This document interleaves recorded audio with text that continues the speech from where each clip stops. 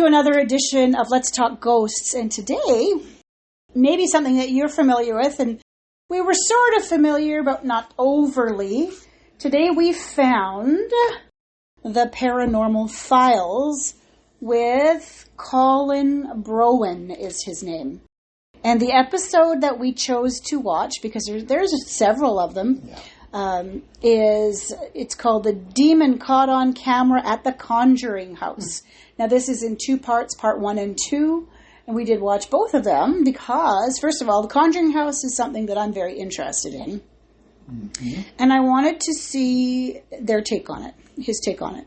Now, we decided to find this fellow. We knew that he was out there on YouTube because, we've seen the videos pop up and stuff.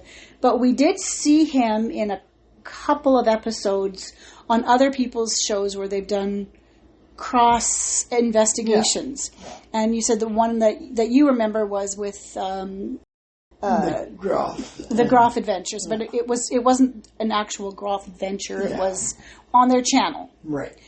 And then we also saw him in just the other day when we were reviewing Amy's Crypt again, right?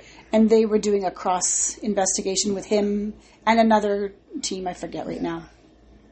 So we decided to go find this guy specifically.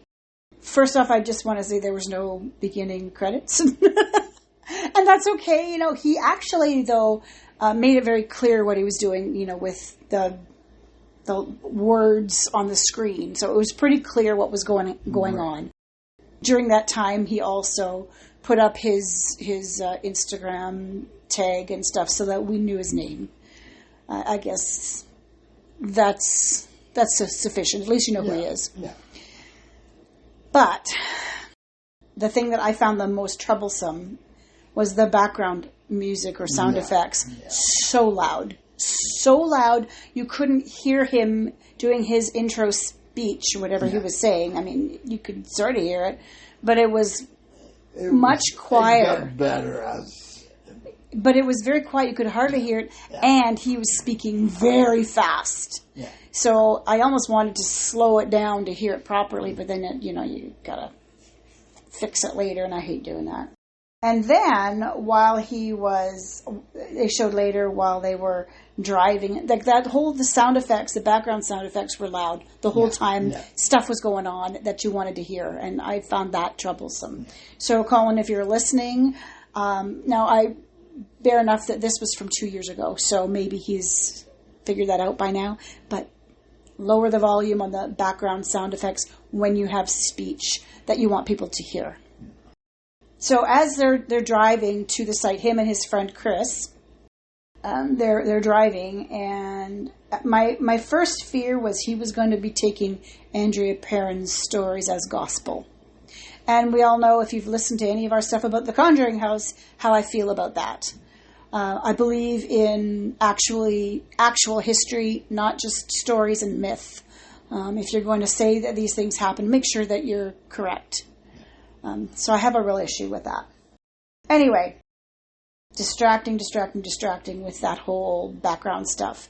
They had a very, very good interview with the then current owners, who are Jennifer and Corey Hazen? That's their last name's Hazen. They don't own it anymore. It was sold last year. But those two lived in the house. This was the first time I've seen a really good interview with them.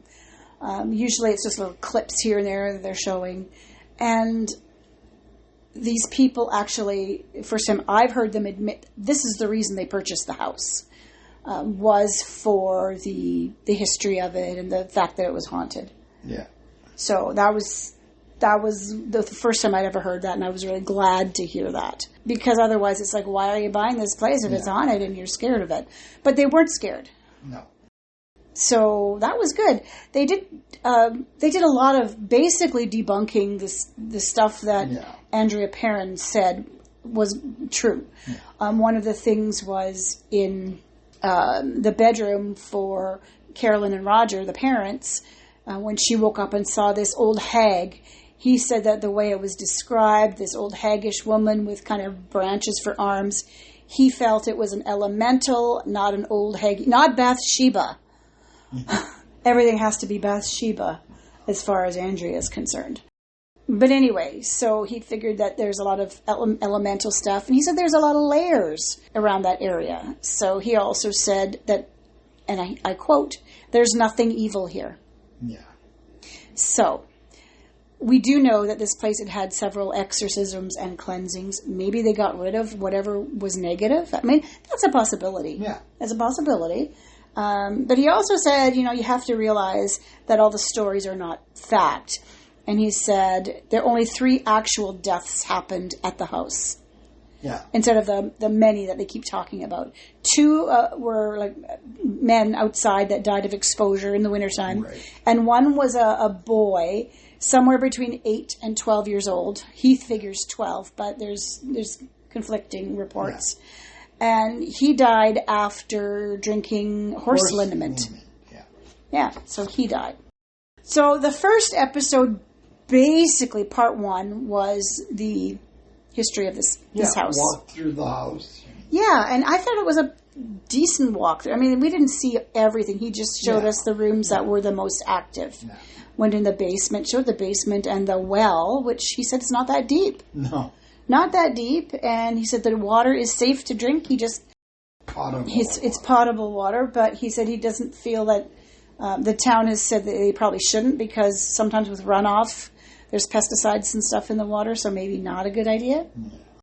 That was interesting because we've heard such stories of like every house that has bad energy has a well with gunky stuff, like the Blackwell Ghost. Yeah. If you guys haven't listened to our episode on the Blackwell Ghost, you got to. It's a really good one. Yeah. So it was really interesting. He said that the only time anybody ever really has any encounters in the basement is if it's a man and he's around the furnace area. And it's not a scary thing. It's more like a soothing, stroking. Yeah. I guess if touch you. Let me touch it, baby. So that was interesting to hear this guy's take on it, because we've heard so much negativity about this house. And it's good that the truth finally came out. Oh my God, yes. And I'm so pleased with Colin for bringing this out. And another thing that I gotta like about Colin is when he dropped his thing, he stopped the video. But that's in part 2. We haven't got there yet. So part 2 is when they actually get to the big part of the investigating. So these are like, half-hour episodes. And so they're really not hard to watch. They're nice and quick and snappy. Part 2 starts out with them both in the basement. He and Chris are both in the basement. And then she leaves to go upstairs to the 3rd floor, I think it was, to see what she could do. And he was going to stay down there and see if he can get touched. And see if he can get touched in that nice, soft, soothing way. He's actually, you can see his sense of humor creep out from time to time, because at one point across the bottom of the screen, he puts this ticker up that says, how evil do I look now, or something like that. And how creepy do I look right now? Yeah, and it's because when you've got night vision cameras on, light reflects, for like your eyes, they look funky. Yeah, and so he's looking kind of evil like, and it's kind of funny. I laughed when I saw that. So one of the really interesting things was, like you were saying, they're in this one room, and it's a room where Corey had said it's common to get dizzy or to lose track of time, to lose your body space. You don't know where you are, kind of thing. You feel like you're being invaded. Yeah, your space is being invaded, and you just kind of lose your sense of spatial self. Anyway, and something happens to him.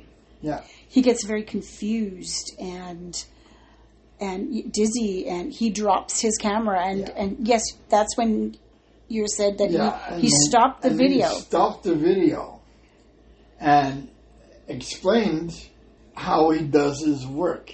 If he doesn't put out everything that he captures or doesn't capture? Doesn't capture, he needs debunks a lot. He says that he is a skeptic, always debunking, and that speaks to me because I feel like that's the way I am. Yeah. I don't want to believe everything is a ghost just because I want so badly to have those experiences. Yeah. I want to make sure that's what they are. So debunk, always.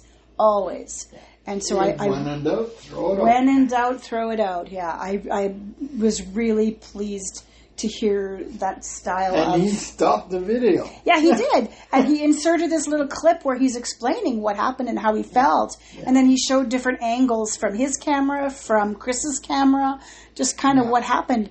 And he really was out to lunch. Yeah. Like, he really could have been a scary moment, you know. So it was definitely interesting. Yeah. But I do like that he explained all of that the way he did. Yeah. He was really affected in that room. Yeah. Really affected in that room. And then he said at that point, after that happened, he just didn't feel like filming anymore. Well, I guess he... Yeah. I mean, he could have taken a break and gone back to it, but obviously it affected him a lot. So he was probably just not feeling up to it. Now, I don't know if that meant that she stopped filming. No, she continued. Yeah, because she has her own YouTube channel, and we're going to have to go find that one sometime and see what happened the rest of it, because he did say that hers has a bit more in-depth stuff. So, yeah. Then they showed the next day when they'd gotten up, he looked... he looked like he's in his 70s disco gear. I thought it was kind of funny. So yeah, I was really, really impressed with Paranormal Files. We decided to subscribe to it. Yeah. And we're probably going to watch some, obviously we're going to watch some more. We'll see how it goes. We'll probably watch some newer stuff in the next little while and just kind of update, see how if we've changed our opinion, how the program changes, because this one was 2 years old. Yeah. Yeah. Okay, and so the second thing that we saw that we thought we would take a look at was something from a group called Ghost Theory. Now this one, the one that we chose, was called Haunted Abandoned Doll's House with Everything Left. First of all, I don't know why Haunted Abandoned Doll's House. It wasn't a doll's house. It was a house that had some dolls in it. Yeah. And I don't think it's all that abandoned. No. So to me, they're supposedly doing a ghost investigation, but it seems to me they're more urban exploring than anything. Yeah. And then they tie in a ghost investigation. Yeah. So they found this abandoned house. It looks like it's in the woods or something. And it has been left alone for a while. The front door is off of its hinges, and there's a lot of growth, so they couldn't get through the front door. So what did they do? They broke in through another door or window or something. And right then and there tells me that's the wrong thing to do. You don't break into somebody's home. So they get inside, and it kind of looks like, oh my God, maybe it has been abandoned. There's debris everywhere all over the place. But on closer inspection, there's no dust, no cobwebs. As they're moving through, it to me, it looks like the house of a hoarder. Yeah. And then they discover a little section where obviously some homeless person has been staying recently. There's a bed that's sort of unmade, and it's fairly fresh. Yeah. There's open or beer cans that haven't even been popped yet around it. There's an area in the kitchen where this person's been eating. Yeah. So right then and there, I would have walked out, because you don't know what that person is capable of if they're cornered. Yeah. You don't know what kind of mental health issues they might have. You don't know if they're violent. You don't know if it's an escaped prisoner who doesn't want to go back to jail. You just don't know. Oh. And I think it was stupid of them to stick around. Yeah. So that being said, they continue around looking at this house. And they go upstairs, and lo and behold, there's a room that has electricity. So there's electricity that still works, and the taps are dripping, which means there's plumbing. Yeah. So somebody's paying for this. Yeah. Because you don't just leave lights on, and I mean, that's expensive to keep on. So, but the thing that I gets me the most is There's clothes and things, racks of stuff. They showed bookshelves that clearly have no dust. No dust. So has this place been alone that much? They break in a few times to talk about, little clips, kind of like the big shows do.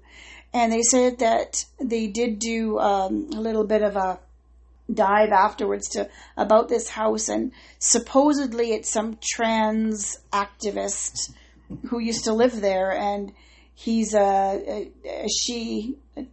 trans man with prostate. So yeah, that's what the thing is. It's about trans women with prostate cancer. That's it. It confuses the shit out of me. How can you be a woman with a prostate? But anyway, that's a whole other issue. And so the last bit of anything they saw coming from that person stopped 8 years ago. So they're wondering if that person passed away 8 years ago. Now there is a bed. It looked kind of like could have been a hospital bed in the downstairs area. I mean, it's possible this person got sick and died. You can see medical equipment, those kind of commode chair things that sit over top of a toilet with handrails so that you can get up and down. That kind of stuff for people with mobility issues. I see them all the time in the nursing homes. We use them all the time. And lots of stuff like that. Lots of just the debris everywhere. You almost wonder if family has started to clear stuff out, and that's why you find a bunch of stuff in all these rooms. Or maybe it was a hoarder. Hard to know. But there's electricity and there's running water, so it's not completely abandoned, and they had no business being inside that building. But they decided to go ahead and do some investigation. I don't know what in their brain made them think that it was allowed to do, but they did anyway, and didn't catch a darn thing. What they did catch was a rat on camera making probably the noises they thought they were getting noises from. And that would creep me out. I've been out of that door so freaking fast. I don't want to be in a house where there's a rat. Ooh, not only they got a homeless person, but they got a rat. Scary. So, I just don't know what to say about this one. I really don't. I don't know. I don't know if I don't have a lot of respect for people who do not respect other people's property. Yeah. Yes, it seemed abandoned, but the first sign of somebody living there, they should have been out the door. Yeah. And to me, the first sign was the lights. Yeah, and the plate with food on it still, fresh food. Yeah, someone's living there, whether you want it or not. I mean, it's you can't break into somebody's place just because you want to investigate it, even if it was an old abandoned house. If the doors are locked and you break in, that's trespassing. And they were obviously trespassing. Stepping on stuff, breaking shit. I don't think that was right. So here's not what to do. This is what not to do for a ghost investigation, folks. Do not trespass. And honestly, if somebody's living there, get out. It's not your place to do that. And for your own safety. You don't know what that person could have been capable of. So, for this particular episode, if you want to see what not to do, watch it. I don't know if I'll watch something from these folks again, just because I don't like their ethics. So, I may give them another shot sometime down the road, but not right now. I'm just so unimpressed with this one. In fact, halfway in, I wanted to turn it off because I just felt it was wrong. So, sorry guys, if you're listening to this, definitely what not to do. Yes. Anyway, that is our edition, although, we are a little bit short on time this time. Sorry about that. Yeah. But I don't know what else to say about this last one. Don't do it. Yeah, I didn't like it. I didn't like it at all. First one I liked very much. The Paranormal Files. I can't wait to see something else, to see if we find more. I'm sure we do. We'll find more that we like. We sort of liked his whole ethics about debunking and being skeptical and not believing everything that you hear. And giving us an honest investigation of the Conjuring House. Yeah, I really, truly appreciated that. Yes. I did appreciate that. But ghost theory? No, not so much. No.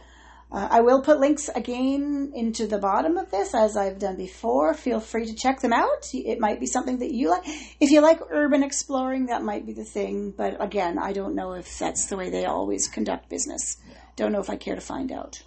No. So take care, everybody. Have a good evening, good afternoon, wherever you are. Happy hunting. And happy haunting. Bye now.